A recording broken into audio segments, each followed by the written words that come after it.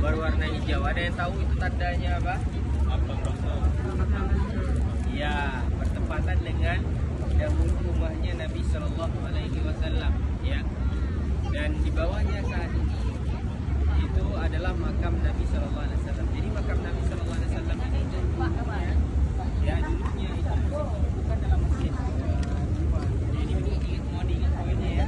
Jadi dulunya makam Nabi itu tidak di dalam masjid. Makam Nabi itu dulu posisinya di luar masjid. Nabi Sallallahu Alaihi Wasallam itu meninggal di rumahnya Aisyah, ya di pangkuan Aisyah radhiyallahu anha. Nah, ketika Nabi wafat, itu Nabi kalau dia wafat, para Nabi kalau dia wafat, di mana dia wafat di situ dia dikuburkan. Maka Nabi SAW dikuburkan di kamarnya Aisyah, ya tempat itu. Kemudian tatkala itu posisinya rumah Aisyah itu berdekatan dengan masjid, ada samping-sampingan, ya samping-sampingan, tidak masuk dari bagian masjid. Kemudian terjadilah perluasan karena bertambahnya kaum muslimin, terjadilah perluasan demi perluasan sampai akhirnya masuk ke bagian dalam masjid, ya. Tapi posisi orang yang sholat, ya itu di depan kuburannya Nabi, bukan kuburan Nabi itu di depan imam, tidak, ya, tapi lebih ke depan. Jadi posisinya di samping, ya, posisinya di samping. Kenapa kita jelaskan tentang ini?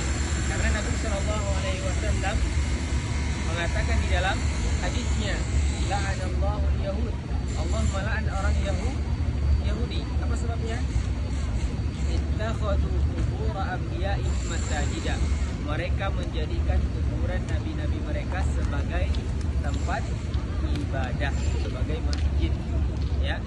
Nah, jadi dari hadis ini kita bisa pahami bahwasannya sebenarnya membangun masjid dikhususkan di dalamnya ada kuburan, ya, atau pas di depannya ada kuburan, ini ya diperbolehkan dengan sengaja. Ini karena Nabi meninggal, ya, terjadilah perluasan dan tidak mungkin untuk dibongkar, ya. Ini mohon diperhatikan poinnya, tidak mungkin untuk dibongkar. Jadi terjadilah perluasan sampai akhirnya kuburan Nabi masuk bagian daripada bagian dalamnya masjid. Posisinya di sampingnya Raudhah, ya. Karena Nabi mengatakan apa? Ma baina baiti wa minbari raudhatun min riyadil jannah. Antara mimbarku dan rumahku terdapat taman di antara taman-taman surga, ya.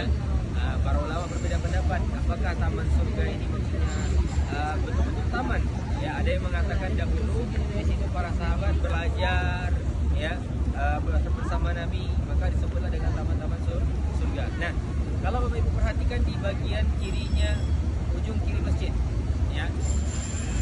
Kalau Ustaz Aris jelaskan pakai utara, selatan, timur dia, ya. Kita biasanya orang Sumatera ini kurang ngerti. Jadi kita jelaskan bagian kiri depan masjid. Nampak pagarnya tinggi itu Bapak Ibu? Nampak? Kita nggak bisa ke sana, nggak bisa mendekat ke dalam, nggak bisa, kecuali di jam-jam sholat. Dan itu pun hanya laki-laki saja, ya. Itu adalah kuburan Baqi.